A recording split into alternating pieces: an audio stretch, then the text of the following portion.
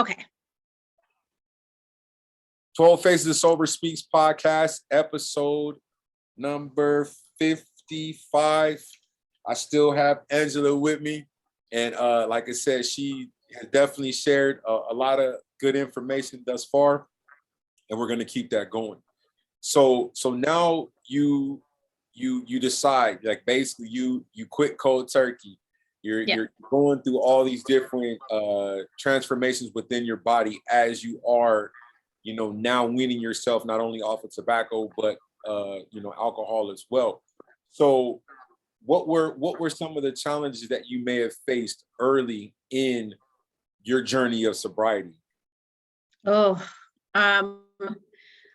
know what? Luckily enough for me, I didn't have too many cravings at first because I was just so scared of feeling like death again, because I literally thought I was dying, right? So I didn't have the cravings in the beginning, but definitely functioning as a mom, because my older kids, like, I'm very involved in their lives. They're like my best friends, so driving them places or just hanging out with them, I couldn't do that because I couldn't drive. The anxiety, and obviously I felt anxiety throughout my life, but I was always medicated or drunk. So I never felt what I was feeling in these moments, right? So dealing with them, my little guy too, like, it was just heartbreaking. I would get up and do things, but I just had no energy like how before to engage with them. Even my partner, I'm very blessed to have such a supportive man in my life.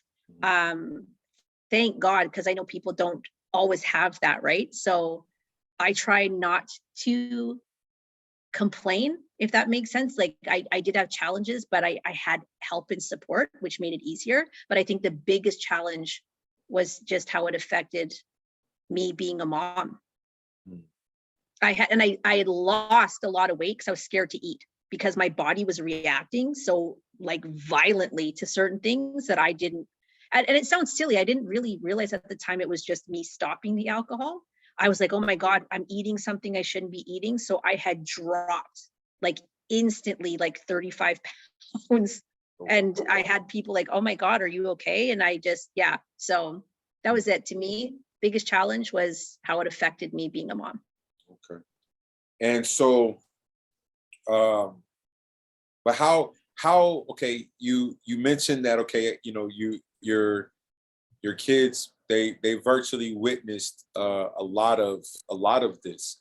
So how do they perceive you now in this, a totally different life, different personality and everything, compared to, how things were when you were actually using? How do they see you and your mom? Like, how do they all see you now today? I am super transparent with my kids and my partner, so they know everything about me. There's nothing about me they don't know. And like, where I live too, Edmonton is small, and you're going to know me, and you're not going to hear it from someone else. So they knew. But again, like, see, that's why I thought I didn't have a problem, because I thought I handled things so well, right? They even had perfect attendance going to school, even though I was taking them to school drunk or still drinking, right? So my two oldest kids now, like, all of us are close, but my two oldest kids, like, Mom, like, I wouldn't change how you raised us, like, they're oh my God, I'm so blessed. Like, they've tried smoking weed, they've tried that, but they don't drink. They don't like it. My third son, though, it affected him immensely. And we don't struggle anymore. We're very close now. But he has his own issues now with drugs and addiction, which broke me. Like, that broke me. Because again, and then I was doing a lot of parenting out of guilt, hating myself, loathing myself, not realizing, like, I was making it about me. Do you know what I mean? So long story short, all of us are in a much better space. Okay. I know my middle son, he has some struggles, but I make sure to let him know I'm here for you. And I don't care if, like, how many times you feel you're bringing something up, like, I want you to address it with me. You know what I mean? And all I can do, yes, is apologize, but those are words. So I need to follow through with action. And that's why everything I'm doing is to show my kids like, hey, like you can go through shit and come out different, right? So that fuels me, especially with him, especially my middle child. But to answer your question, we're good. Like they call me. My older kids, I say, are more needy than my 12-year-old. We talk multiple times a day. So they call me for advice and whatnot. So I just feel very blessed for that. That's cool. Now, I have two quotes because, ladies and gentlemen, Angela posts some of the most inspiring things on her page, and she does it rather frequently. And so like I said, I can go through and give you a list of 20 to 30 that I like the most. But I know that the ones that I'm picking are not the ones I told you I was going to talk about. So I'm gonna read it, and then I want your take on it. Like, what was it that what were you thinking when you posted it? And how did it make you feel to even share these particular ones? There is no one size fits all prescription for healing. Whatever pathway you've decided to recover and heal, to sobriety you choose to take doesn't matter. Oh, wait, I'm sorry. Let me read that again. There is no one size fits all prescription for healing. Whatever pathway to sobriety you choose to take doesn't matter. All that matters is that you've decided to recover and heal. Yes. Oh my goodness. I am very mindful about how I share my story. I believe that wholeheartedly. I feel like in this society, it's like everything's very cookie cutter, right? Like, oh, well, this worked for him, so this is going to work for you. And that's not how it is. Right. Just because I decided to heal myself and detox and quit drinking the way I did, that doesn't mean that's going to work for someone else, right? Exactly. So I'm just so tired of the judgment, right? Or the like forceful ways on people. And I believe too in there was someone I met, we both know her. She did a video just a couple of weeks ago, and it was around like toxic positivity. And man, that opened my eyes too, because you're gonna have shitty days. It just is what it is. You know what I mean? And you should have compassion and empathy for people and be supportive through their journey, and not judgmental and opinionated. Do you know what I mean? Because everyone's going to heal differently. Yeah, because trust me when I tell you, I have bad days, and that's the reason why I picked that out, because that I use that as my own personal experience. Like I don't work, the sobriety, the podcast, posting on social media is like my job, basically. But then I also have a life outside of that. And so I'm faced with challenges now, but I know that what makes me, take my mind off of that is, getting on here, doing these podcasts, interviewing great people like yourself, and, hearing your perspective and others' perspectives, because it's very important. And I like something also that you mentioned, that, like I said, we're whatever works for you. You know what I'm saying? It may not work for me. It may not work for the other person. But the most important thing is that find something that does work for you, apply it, and keep going. You know what I'm saying? Don't fold under pressure, because you're going to have, life is going to be, issues are going to be thrown at you every single day. So somebody came and was harassing me yesterday, and I was like, I'm minding my own business. Like, why are you bothering me? Like, I'm just outside, just trying to get some fresh air. Like, leave me alone. You walking up to me, are you okay? And then the police gonna come like a few minutes after that. And I was like, nah. Oh my God. Yeah, so that's what I do. But I like that. And then the second one is, I have no idea what I was capable of until I got sober. So what are you capable of?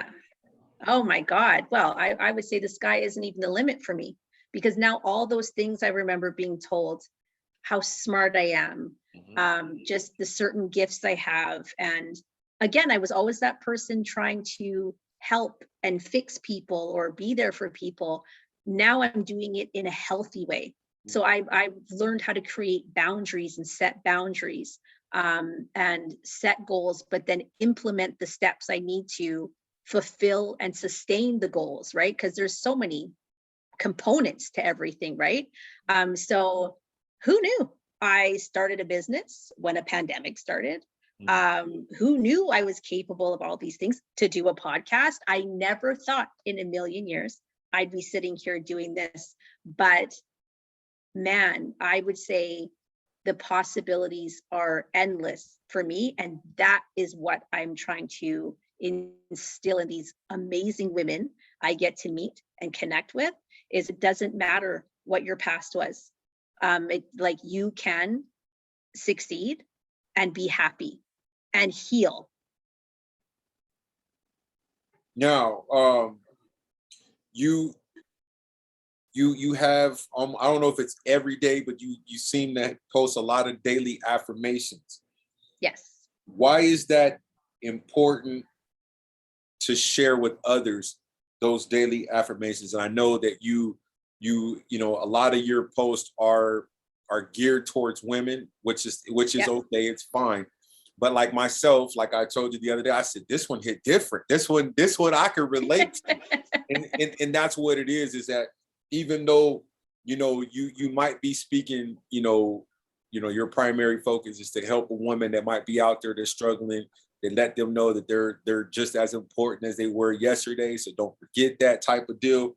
So so what is it that, like, why is it important for you to let others know that, or especially women? Well, and I will say this. So I love my fellow queens out there, but I do not forget the kings out there as well. And I've just been more focused on women. I'm going to implement doing coaching for both men and women at some point. But the affirmations to me, for men and women, is just the reminder. Because again, if before the old Angela, I would have told you that's stupid. I don't need to. What am I affirming? That's stupid. For what? Journaling I thought was stupid, but I've created my own journal now. So it's so important to me because it works. So I put it out there because I've done it myself and I'm speaking from experience. So you have to just get past that part of this is stupid. Like, why am I standing in front of the mirror saying this, or wherever you are saying it? Like, why am I going to repeat things to myself? Because it works. And it's so important to reaffirm. And whatever your affirmations are, I've actually created affirmations for certain people, depending on what their situation is, right? But to me, it's so important to have that reaffirming mindset because it sticks with you. And if you're consistent with it and disciplined with it, you will see a huge transformation just with something simple as affirmations.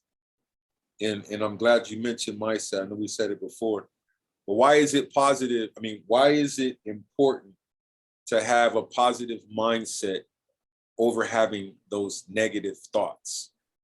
Oh my goodness. Because take it from the girl who did nothing but find problems instead of solutions. You could give me 100 solutions and I'm going to give you 1,000 problems as to why it wouldn't work. It is just, it's a choice. You have to choose to want to be better. And again, that's why I brought in the toxic positivity, because I get it. You can't walk around. It's not going to be all unicorns and rainbows every day. You are going to have your days and you feel those feelings, but don't stay stuck there. And it sounds cliche, but it's true. So if you truly want to heal and you want to be better, that's a choice.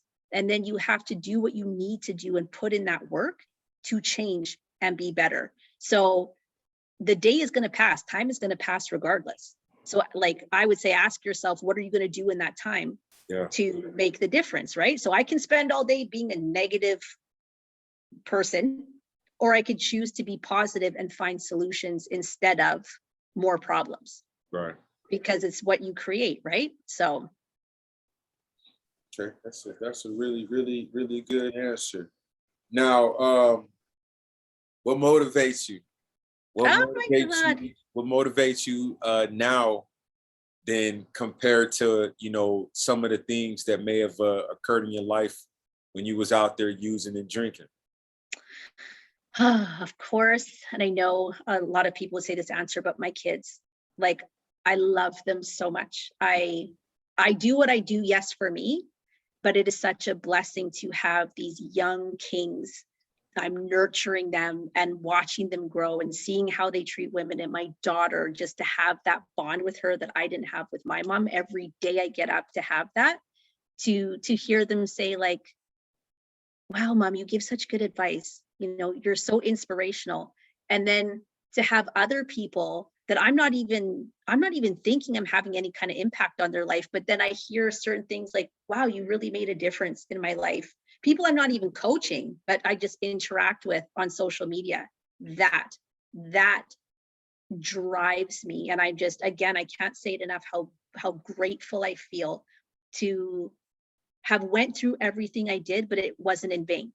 Right. I get to turn around and use my pain as my purpose and make a difference. And that's what matters. That's what's up.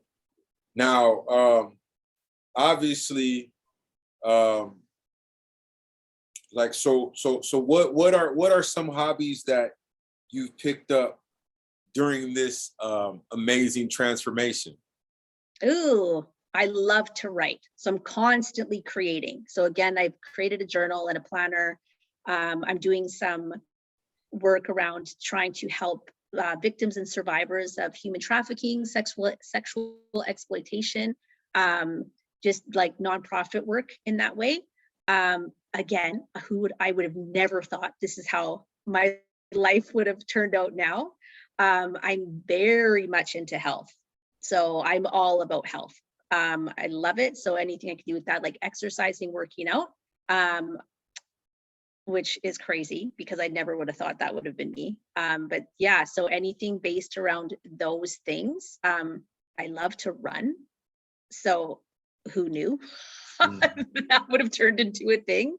But yeah, so but again, I think it's just my writing. I used to write a lot as a kid and then I just stopped. So now I find myself just enamored and consumed with writing and creating. Mm. And then I know you've mentioned it, but I want you to, you know, touch on it as well because I'm all about you know, those that are out there trying to, like I said, make a difference, and you are doing something rather well. But if you don't mind, let's talk about the Embody Her coaching. Yes. So my purpose behind that, my mission behind that is just to be a guide to women to help them, like, to guide them from trauma to transformation. So there's that transitioning part, right? So no, I'm not a therapist. I'm not a psychologist. My job, my goal is to help you with the aftermath of things and to guide you forward and to move you forward. I'm extremely passionate about it. Again, I certified myself, yes, but everything I do, I'm leading from experience. So I just want every woman to know that regardless, and everyone's trauma is different, right? And I make that very clear. Like, don't debase your trauma because you feel it's not severe enough, because I did that for a long time. I didn't like sharing my story because I thought, well, there's people who've been through way worse than me, so why am I going to talk about what I went through? So it's important to me to, you know, banish those limiting beliefs, for as cliche as it sounds, but it's true, because when you have no self-worth and no self-esteem, you just get stuck in a loop of just negative bashing yourself. Then you feel like you just can't come out. So that's where I come in to help you and remind you of that. But it takes a lot more than just motivating you, because you can lose motivation, right? Right. It's a lot of accountability, putting in that hard work, but it's very doable and very plausible to transform your whole life. Okay. And I'll make sure that you shoot me all the information so that when I do put this in the description, that will be on there as well, so that Yes. you can get more people coming to it. And before we conclude, what I usually do is I let my guests drop some gems to not only the women, but just, drop some gems that for those that may be in some of those situations that you've mentioned, or just let them know that there are resources out there that can help them. So if you can, just close the show out with, some more positive affirmations. Yes. Oh my God. Please know, first and foremost, you're not alone. Like, you are not alone. You have support. And I know it's not easy to reach out, but to find that strength and that courage to reach out will definitely be the beginning of changing your life, regardless of what you went through or what you're even going through in this moment. Just know you're not alone and reach out. Okay.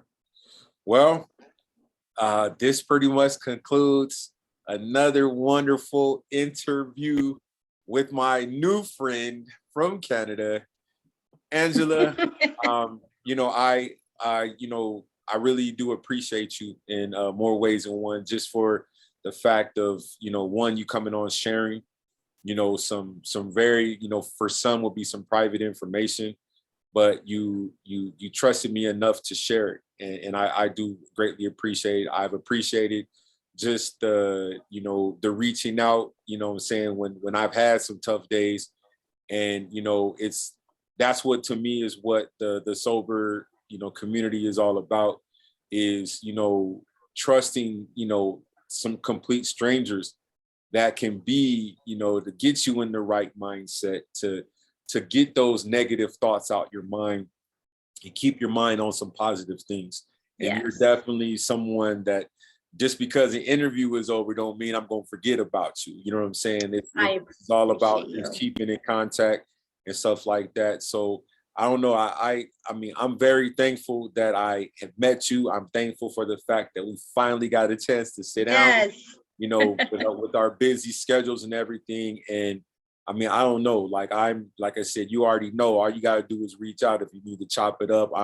I try my best to, be available, which I usually am, but this is, to me, is what it's all about. And that's why I came up with the platform of just being able to have people, we all have a past, but know that, okay, just because we have that past is not what we're doing today or what we're trying to do tomorrow. And so that's why I did this. And I look forward to the looking and watching your journey as it continues on a positive path, and to see more women and men,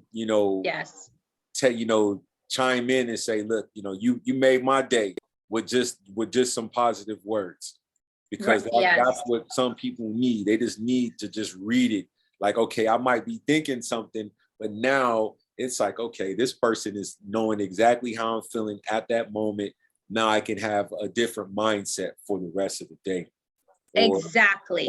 Forward. One day at a time. Exactly. And I appreciate you, Kenneth. You are going to do big things. Like you were created and meant to do big things, and the lives you touch is amazing. So it was my honor and my privilege to be on your podcast, which I feel is going to blow up. So keep doing what you're doing. Thank you, Angela. You're welcome. I appreciate you, for real. But like I said, ladies and gentlemen, this concludes another wonderful episode of 12 Faces Sober Speaks podcast. I will, it's going to be on a whole lot of different platforms, so I can't mention all of them because I don't know which one is going to go on, because I'm adding new platforms daily now, so YouTube, Spotify, Anchor, Apple Podcasts, Google Podcasts, it's all going to be on there, but at least this will keep me busy. And like I said, my background was in radio, hip hop and R&B and all that stuff. And now I'm able to still use a platform similar to that, but not necessarily about the music.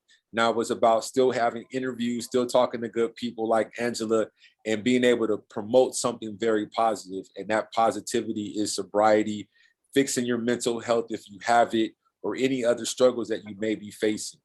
And so once again, ladies and gentlemen, thank you so much for tuning in.